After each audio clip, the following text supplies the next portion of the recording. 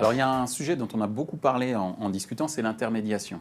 Tu disais, Pierre-Louis, que toi, tu ne pensais pas que la blockchain allait tuer le métier d'agence, ou en tout cas d'accompagnement des annonceurs qui n'avaient pas forcément, entre guillemets, le temps ni les compétences. Ça va tuer ceux qui n'évoluent pas. Alors, s'il y a des morts, on va être très clair, s'il y a des morts, pour vous, c'est qui ?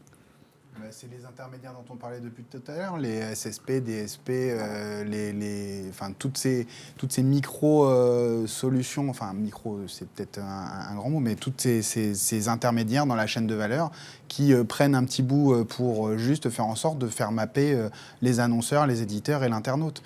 Le triptyque qui restera à la fin, c'est ça, c'est plus cette vision-là qu'il faut imaginer. Donc ton triptyque, rappelle-le-moi, donc ce annonceurs, éditeurs et internautes. Ouais. Ok. Si je peux rajouter un petit point, pardon Pierre-Louis, mais juste un petit point sur le truc, on peut élaborer une théorie par rapport aux différents acteurs. Tous ceux qui ne joueront pas la transparence, tous ceux qui ne jouent pas l'accord de confiance, tous ceux qui ne seront pas dans une logique transactionnelle où ils auront défini la valeur ajoutée qu'ils apportent dans l'écosystème, et tous ceux qui, dans les effets de mesure, puisqu'en fait tout part de la mesure, hein, si tu ne sais pas mesurer, tu ne connais pas la performance de tes dispositifs. Voilà, les quatre domaines qui peuvent être impactés dans la blockchain, dans l'intermédiation. Donc ça peut impacter à la fois des acteurs de la data qui sont pas propres, ça peut impacter des intermédiaires qui prennent une marge ou une surcom sans le faire de manière avérée, mais ça va nécessiter aussi de la part des annonceurs un niveau de transparence beaucoup plus important que celui peut-être auquel ils pensent. Oui, je rajouterais juste, Angie, oui. si je peux. En fait, la blockchain aussi vient de cette philosophie de l'ownership, de la propriété. Et c'est vrai qu'aujourd'hui, on a très peu de modèles dans la publicité qui créent de la valeur sur la vraie propriété. Donc je parlais tout à l'heure des éditeurs de contenu. Un journaliste qui crée son contenu, c'est sa propriété, donc il y a du copyright, etc.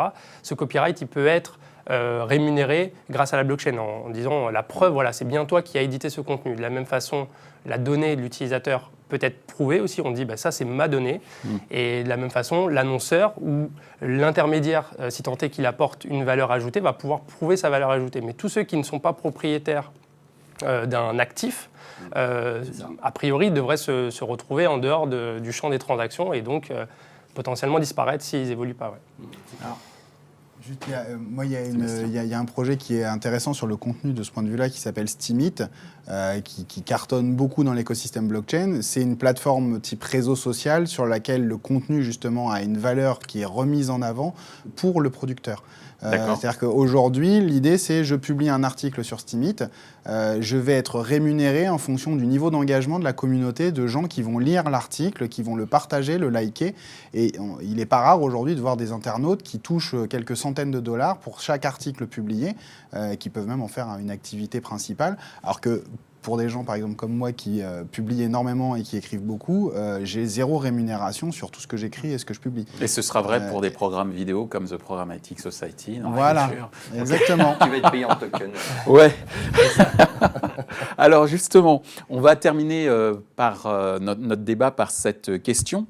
Par où commencer pour se lancer dans un projet blockchain lié, appliqué aux transactions publicitaires? Par quoi on commence, Angie? Moi, je pense qu'il faut revenir aux fondamentaux de la blockchain, qui est d'abord une application. La première application, c'est une application financière. Donc le Bitcoin et la blockchain Bitcoin, c'est un transfert de valeur, un transfert monétaire entre deux individus. Et je pense qu'un des gros problèmes qu'on a aujourd'hui dans le monde publicitaire, c'est le suivi des médias, on parlait des intermédiaires, éventuellement des commissions, de la fraude. Donc potentiellement attacher des transactions blockchain avec les budgets des médias pour suivre qu'en effet le budget de la marque c'est 100, que l'agence prend X, que l'éditeur prend Y, éventuellement s'il y a des intermédiaires, mais qu'on n'arrive pas, comme c'est le cas aujourd'hui, alors c'est les chiffres qui sortent, mais qu'on dit une marque a dépensé 100 et les publishers ont récupéré 40 et les 60 qui sont entre les deux, on ne sait pas trop où ils sont. Je pense que la blockchain est prête déjà pour ce type de transaction. Après, pour d'autres usages, il y a tout un tas d'autres exemples. Donc on a parlé Steemit, de Brave, notre projet aussi. Donc il y a plusieurs choses, mais je pense vraiment que la première application peut venir sur les échanges financiers. Sébastien? Aujourd'hui, sur la blockchain, alors moi, c'est le constat que je fais dans beaucoup de secteurs où je finis par rencontrer pas mal d'acteurs. Il y a quand même encore un vrai problème sur la compréhension de ce que c'est et à quoi ça sert.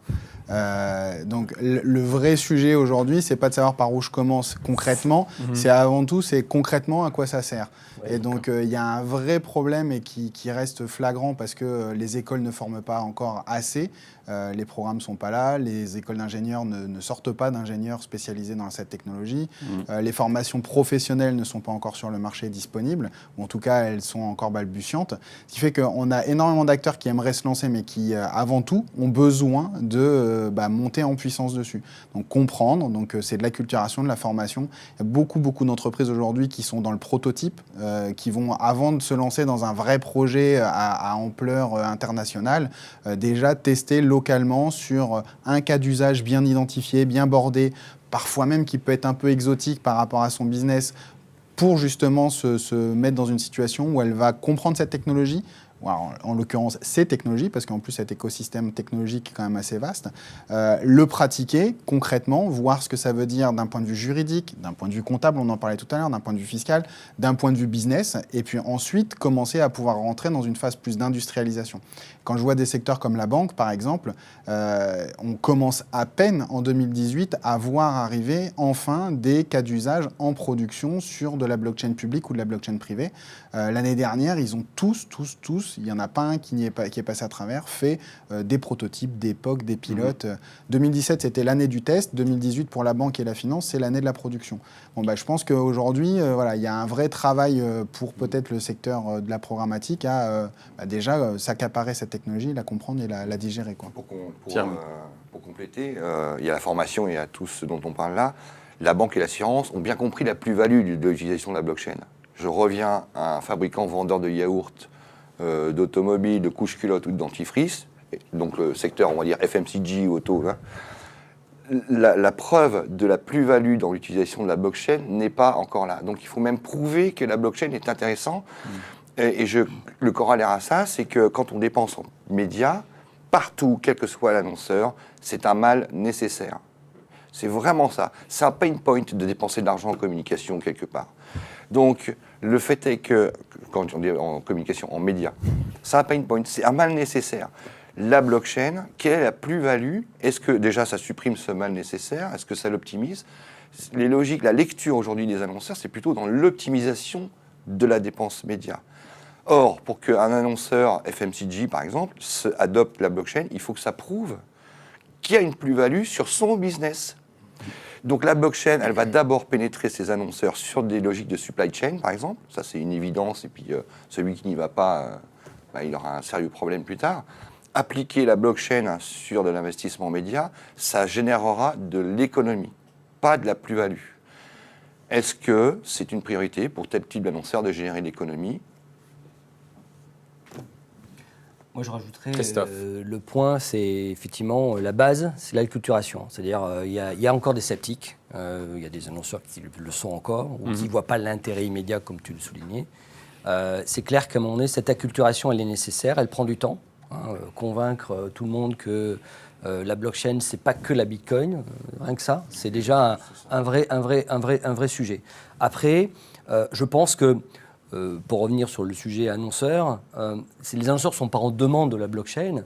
En revanche, c'est le marché et les situations qui va se transformer pour répondre à la principale préoccupation. La WFA l'a encore dit cette semaine de manière assez violente. Attention les gars. La Fédération mondiale la Fédération internationale des annonceurs, en disant deux choses. Les gars, Coco, la transparence, c'est mandatory, c'est obligatoire. Et on veut la transparence la plus complète possible, d'accord ? Le sujet de la fraude publicitaire, alors c'est vrai que nous, en France, on est moins impactés, entre guillemets, mais sur le marché américain, c'est une vraie chienlit.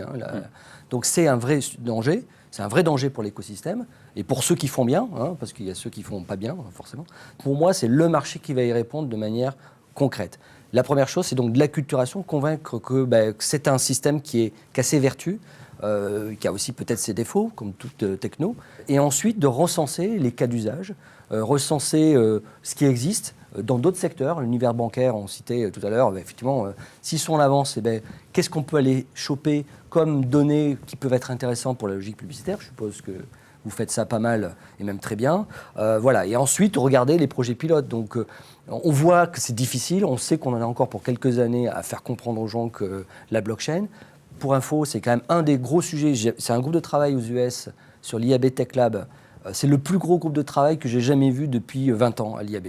C'est-à-dire que je pense qu'il y a un nombre de sociétés qui se sont mis dessus. Alors vous direz, c'est peut-être plus des opportunistes qu'autre chose, mais il y a Brave, ils y sont tous. Ils y sont tous, vous les regardez, vous avez tout l'écosystème. Donc je suis assez optimiste sur la capacité du marché à se mettre vraiment en action. Il y a certainement d'autres sujets à régler, mais là, en tout cas, il faut commencer par l'acculturation.